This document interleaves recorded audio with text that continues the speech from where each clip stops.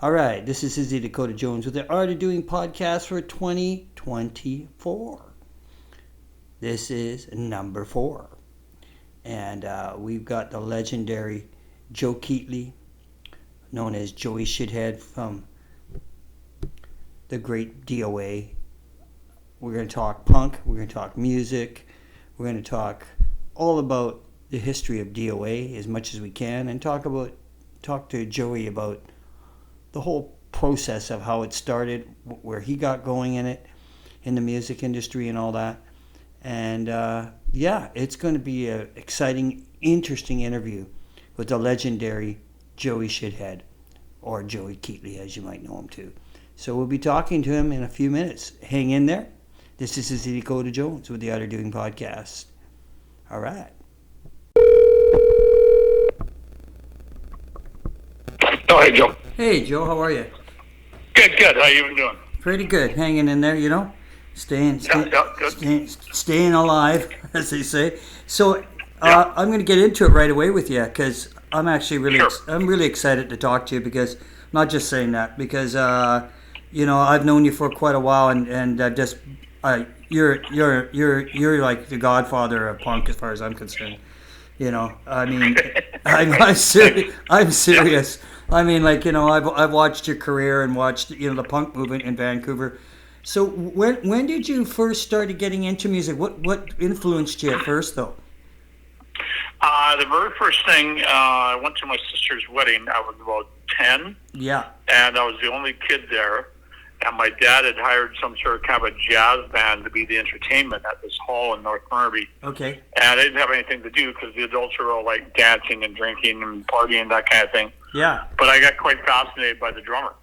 Right on. And I was looking at it, so then I was like trying to imitate it drumming on a chair, right? Yeah. Yeah, and that got me going. And then a buddy of mine at elementary school, we both talked about being drummers, so we didn't have a drum set. But we got drumsticks, so we drummed on cardboard boxes. Yeah, right on. Yeah. And of course, that didn't last very long before the cardboard boxes were all ripped, right? And we were trying to hit them as hard as we could, right? As all drummers and all kids should, right? Yeah, I did the same thing. That's really cool. Yeah, no, it's fine. That was kind of the start, and then I saved up my money from a paper route, and had half the money for a drum set, and then my mother said, "I'll pay for the other half, but don't tell your father," because he hated music except for military marching bands. You know what I mean? He was I know. You're talking Squaresville beyond belief, right?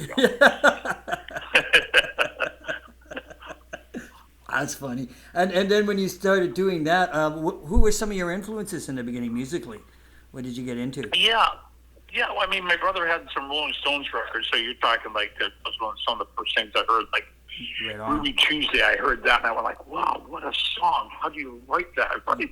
Yeah. And I mean, obviously, the Stones would go on to do much better things than that. I mean, it's still a good song, right? But I think the early stuff I really got into was probably like CCR. Right. Would be one of them. And then the one thing that had a really big influence on me, but it took me about 30 years to realize this. My sister was about 10 years older. Yeah. And the Vietnam War was going on at the time, and the peace movement trying to stop it, that type of thing.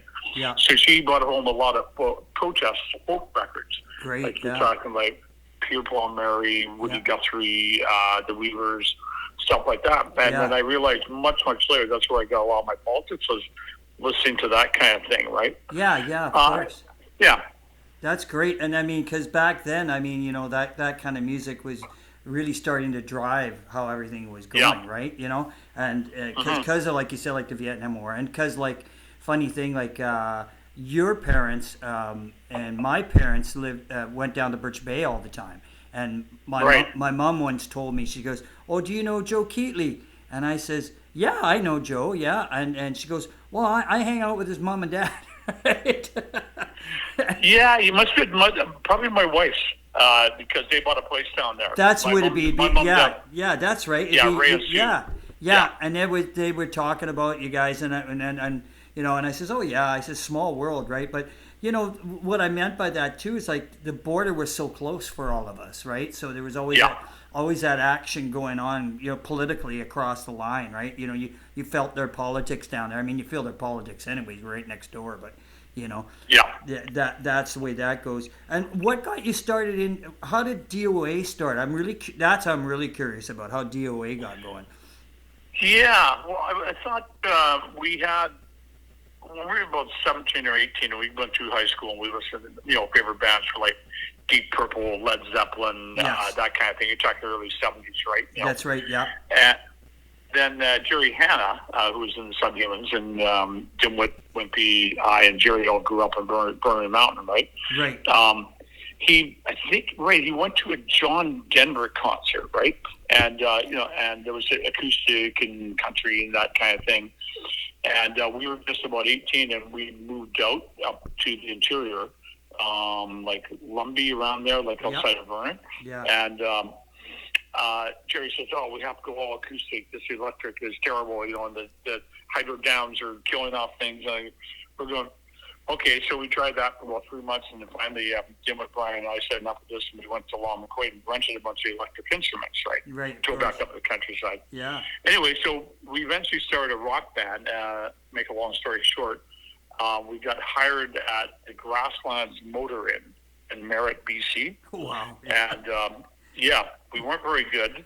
We were supposed to show up with a good PA, and the Whitefoot agency, not around anymore, had hired us, right? Yeah, I remember that. And they've been out of business for a while, but we had 4 nights at this motor hotel, and and we were playing, and we played like Black Sabbath and Disco Sucks. It was the first song I've written, and so, and they wanted to hear Steve Miller and stuff like that, right? So.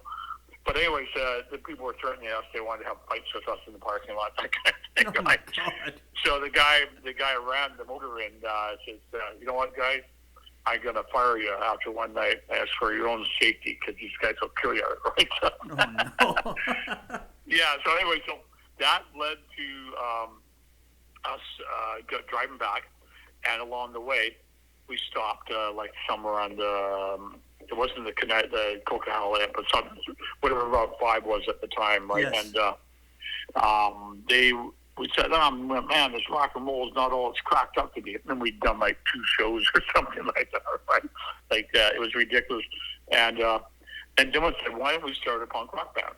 And So cool. and then we went, "Oh yeah," because we'd heard about we had the Ramones' first album and stuff like that. Yeah, yeah. And he said, "You know what? We'll call it Joey Shithead and the Marching Morons."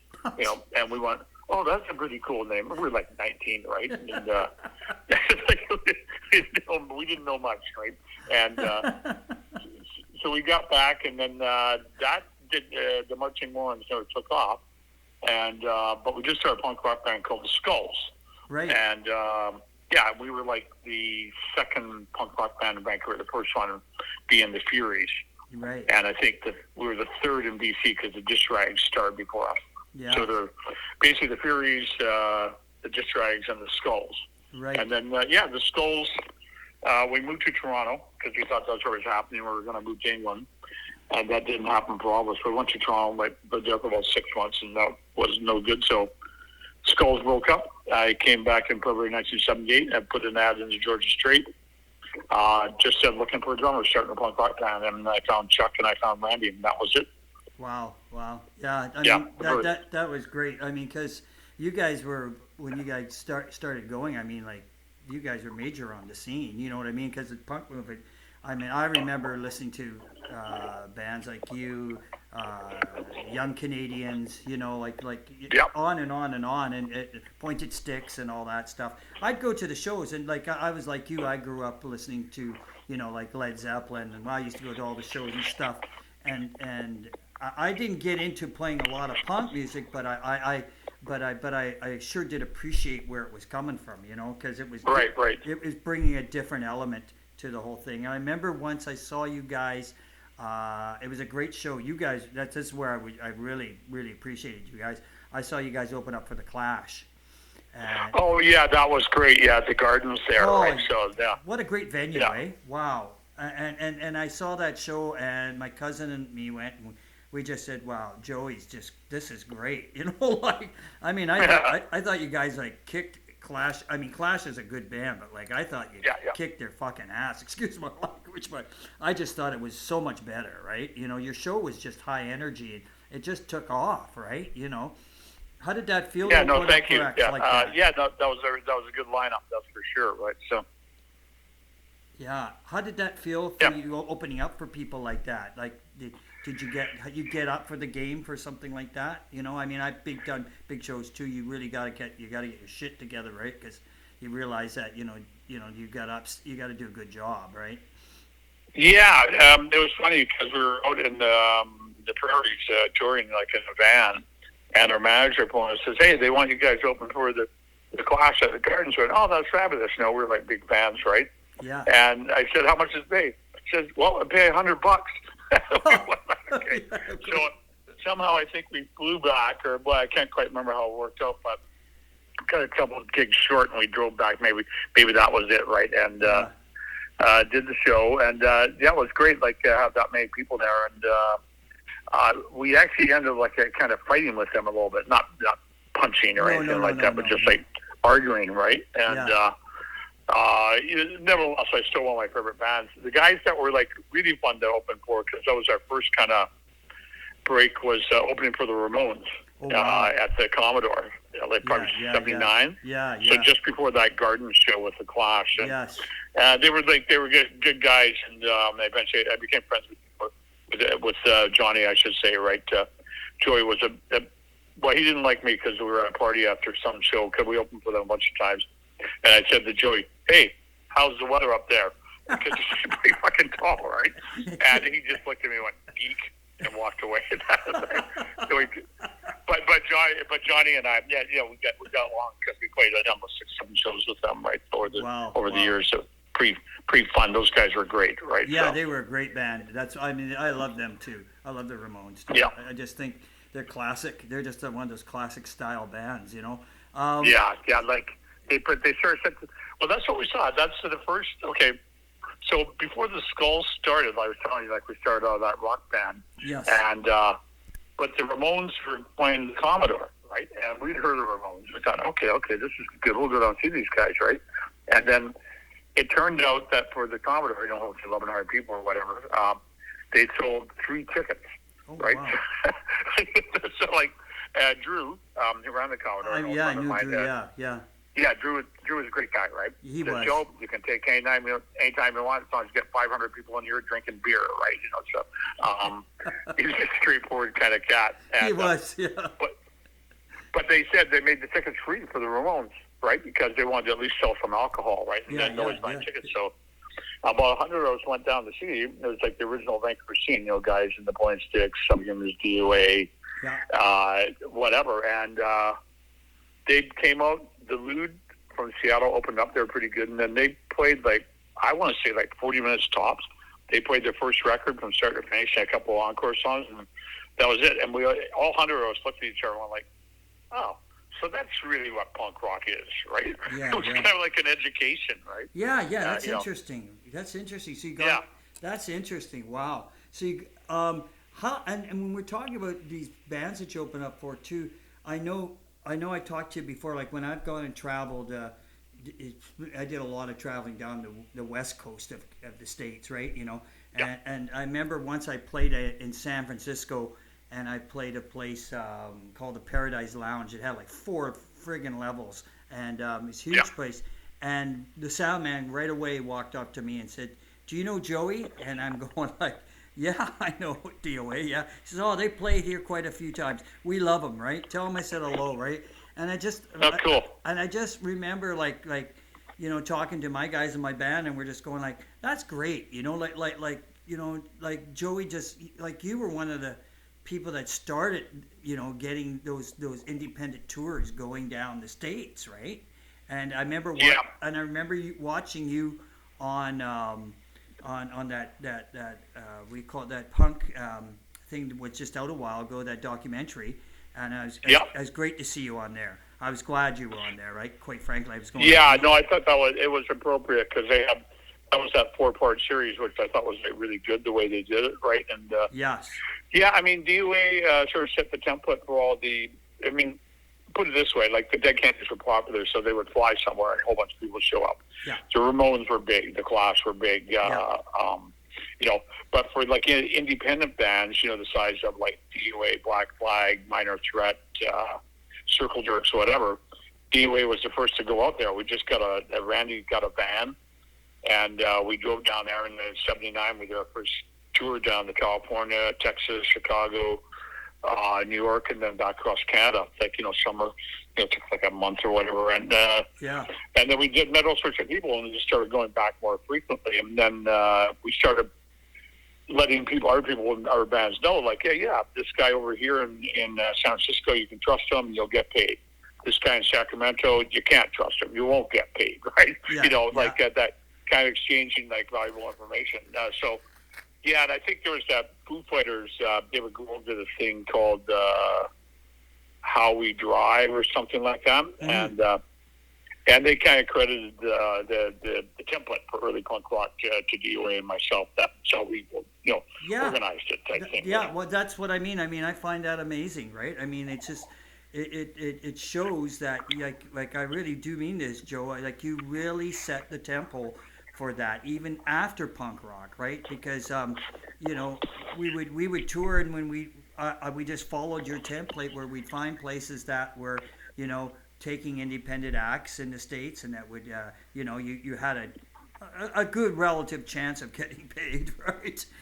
Yeah, right. You never knew. Like the guy in Sacramento, his promotion company was Can't Tell Productions, and we went, yeah, you can't tell what you're going to get paid from this fucker, right? Yeah. No, I know. I did. Funny you talk about Sacramento. We did a gig once in I think it was in Sacramento. But anyways, we played this bar, and we went up to play. They put us on last because, you know, they had their favorite little local bands wanting to play. Right. The local bands were great. They were really good. Nice people. We got along with them all. You know, they were happy to see us come all the way down there and everything. And we're playing away, and all of a sudden, you know, he turns us off. He kills the sound, and we go, "What's wrong?" He says, "You're too loud. You know, you're too loud. I've got houses all around here. The cops are going to show up." And the cops did show up for a noise complaint. Oh, wow. And so, you know, then he comes up to me and he says to me, the other bands say I'm being a real prick. I should apologize to you. Can I have you guys come back tomorrow night? And I said, no. And he goes, why? I says, well, we're playing the Whiskey A Go-Go tomorrow night. Why would we play here? Right? He goes, well, cancel the whiskey. I says, are you friggin' nuts? I said, we're out of here, right? No, we just left. I'm an idiot, right? Yeah. Yeah, but you meet, that's the road, right? You meet people like that and stuff like that. You must have tons of stories like that, right?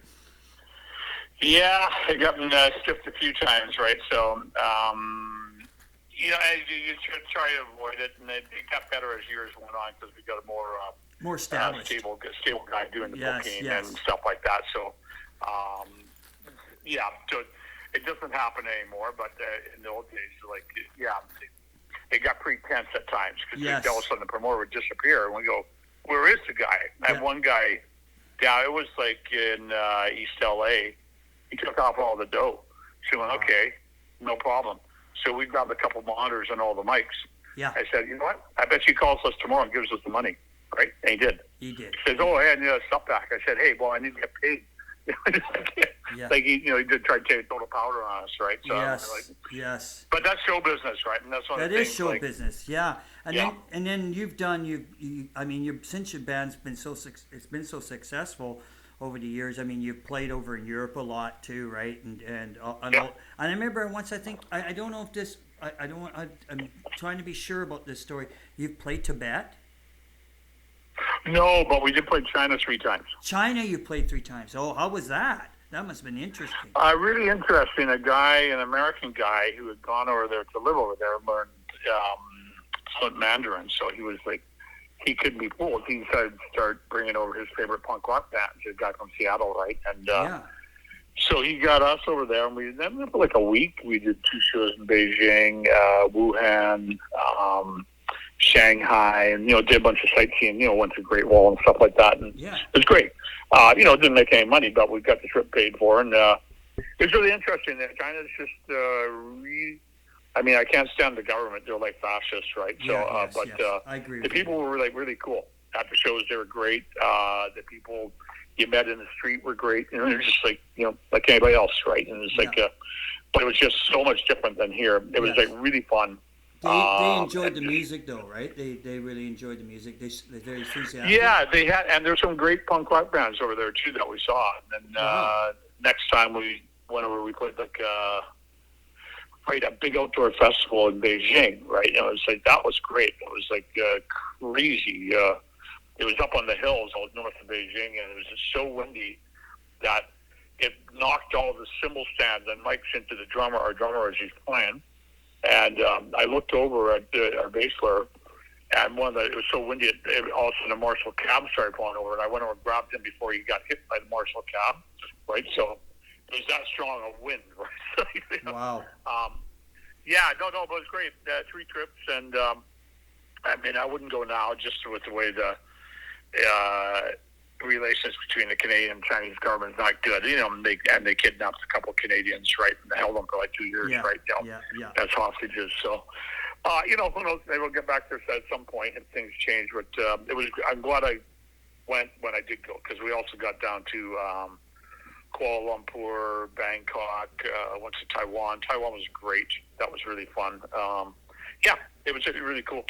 And that's great. And they know who you. Did they know who you guys were? Did they know? Yeah, the funniest one was the strangest thing was in Kuala Lumpur. It was like that. The show was at the squat, like an anarchist like building they had squatted. Yes. And we're playing away, and it was like packed, and the kids were having a great time, right? And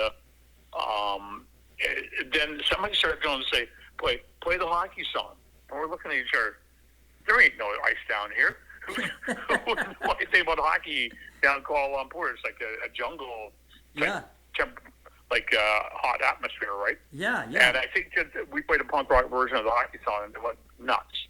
Wow. So we were scratching our heads afterwards, but anyways, it worked, right? So that's great. And, we were like blown away. We're still talking about to this day, right now. Wow. What about? And I want to talk to you a bit about your record label too. When did you start Sun Debt? Yeah, like really early on when DOA started in 1978, like February, whatever it was, right? And we did pretty good right away. Like we did good in this Battle of the Bands that the Georgia Strait put on, and stuff like that. So we got some notoriety. Then I thought, I have a bunch of songs, so let's put out a single. So we got some checks from unemployment UI type thing, and that paid for the studio and pressing it. And we just went over to Ocean Sound in North Van. Yes, and recorded 4 songs and mixed it all in about 8 hours, and that was the Disco Sucks EP. And so then I thought, we need a label. I thought, okay, so DOA, okay, well, how about Sudden Death? Yeah. So then my big distribution was me and my old beat-up car. I'd go around to Zulu Records or whatever, and I'd sell them Disco Sucks for $1, and they'd sell it for $1.50 or something like that, right? Yeah. I think they cost me 75 cents each to make, so I thought, wow, I'm making 25 cents a record. We really hit the big time here, right? Yeah. That's great. But it was really productive. Then we started mailing the records around to people. Hi, we're a punk rock band from Canada. We'd mail them a Disco Sucks single. Can we come and play in your town? We would write in the letter. Right and we got all sorts of people wrote back, yeah, here it's when do you want to come type thing. And, because we couldn't afford the long distance call, we couldn't afford, right? But the label grew out of that. So we did about 5 singles for DOA like that. And then it stopped because we got signed to, we were on 8 different labels or something like that for the next 20 years. And it got ripped off by most of them. Yeah, of course, yeah. As the record label business that's a sad one. And then in 1998, I thought, okay, I'm going to start Sudden Death, in earnest. And I got a loan from the bank, and I got some advice. It was actually Fat Mike from No Effects that told me, because I tried to get on his label. He said, Joe, you'd be way better off starting your own label. Then you can control the whole thing. So I thought, And he was pretty successful, obviously. He was very successful, yeah. Yeah, he's good. He's a really good guy, right? And So I did, and then it just started happening, and I mostly wanted to do it for DOA Records, and all my friends around Vancouver were like, "Hey, Joe's got a label. Hey, but he'll put out our record." I go like, "Oh my God!" So all of a sudden, the money I pulled from the bank was gone because they started putting out these other records that weren't necessarily selling. Let's say, right? Yeah. So it was a bit of a learning curve. Right? Yes. So, but we're still going. We put out like I'd say like either singles or LPs or just CD release. We're up to like 135. Right on. Yeah. So yeah, still going good. Yeah, I mean, it's like, it's never gonna be big, but it's big enough to get our stuff around. That's good. That's good. That's what you want, right? You want and to help other artists out too, like you said, the odd one there to do a good job. Yeah. Sometimes we did really well with the Point Six for a while, because I went to Japan in 2002, and people were thrilled. They were like, "Oh, the Point Six, the young Canadians, the Marionettes." I go, "Yeah." And none of them were going anymore. Yes. And I went back, and then I got all three of their records out, right? So the guy got the masters from the guy I had them, and then I financed getting out their LPs and stuff like that, and kind of revitalized their careers, right? Yeah, that's great because I remember watching. I remember another thing that I used to watch you on and watch the Modernettes and everybody when John Tanner had that show. That Night Dreams. Night Dreams. Wasn't that a great show? Like, I mean, I thought... Oh, it was great, yeah. And John was a great guy. John was super nice guy. Excellent. Oh, he still is. He's still around, right? John is a great guy. I knew John when I was a kid, and I used to go to concerts. I'd see John at concerts, right? And he'd talk to me all the time because I was like 10 years old. I lived like 4 blocks from the P&E. So, of course, I'd be saving up every little cent I got to go to a concert. And I had little garage bands, and so all the kids, all the guys in my band would go to these shows.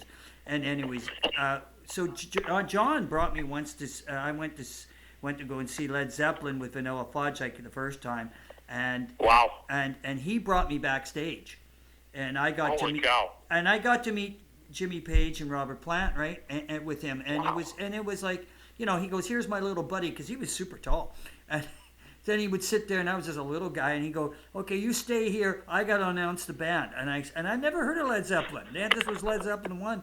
And I went out, and I watched it. And then the band came out, and I go like, "Holy smoke, these guys are brilliant," right?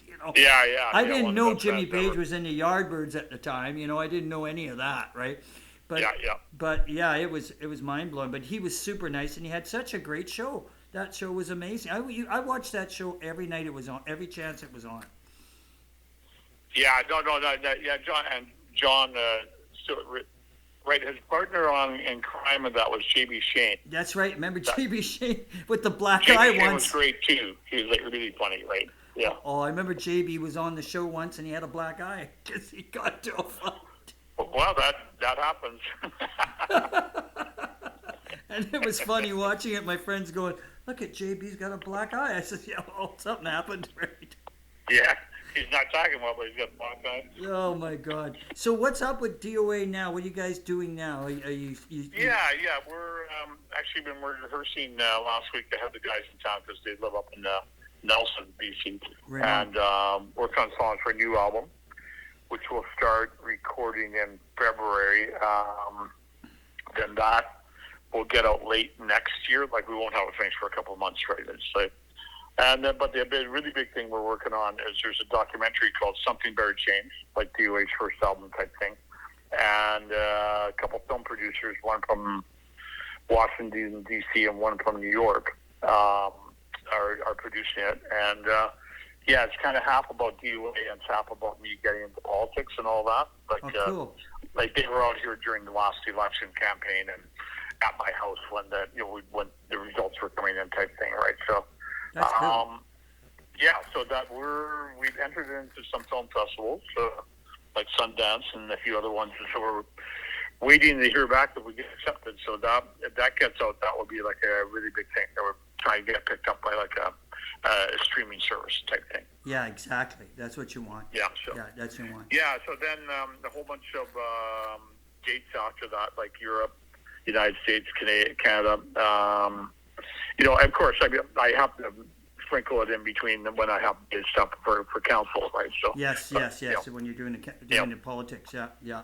I hear you. Yeah, it should work out though, because the mayor is a musician as well, right? So like he gets it, right? So yeah, we've done lots of shows together, like benefit type stuff where we just get a couple of acoustic guitars, play, whatever the thing is. People ask us, and it's like done stuff for like Chinese Spring Festival, Ethiopian New Year, played at the South Burnaby Legion, like all sorts of stuff. Yeah, because he's an Irish guy, Northern Ireland, and he came over here, tried to enter Canada as a carpenter, and said, "Got to make carpenter." So came back and got his approval to stay in Canada as a musician. Right on. Yeah. Anyways, Mike's a really good guy. Right. So. Great stuff. Well, Joey, it's great talking to you, man, and hope I can talk to you again because it's entertaining. Yeah. Entertaining as hell, Joe. Okay, no, and definitely when you get the podcast, let me know. We'll put a link up on our homepage. We will. On Suttondale. We will. I'll get that to you when I get a chance. Okay, thanks, Okay. Joe. Have a good day. Okay, you too. Nice talking to you. Yeah, and be safe. Okay, you too. Bye Okay, now. thank you. Okay. Well, that's Joey Keithley, or Joe Keithley. It's been great talking to him, and take it from there. Number 4, I think. Am I correct? Yeah, number 4. Izzy Dakota Jones, Auto Doing Podcast, 2024. This is Izzy Dakota Jones. That was a great interview with the great Joey Shithead, and it was amazing. Just a great conversation, and I hope you enjoyed that, and hopefully we can talk to Joey again because, there's probably lots to talk about with him. So we'll be talking soon. All right, Izzy Dakota Jones signing out with the Auto Doing Podcast for 2024, number 4.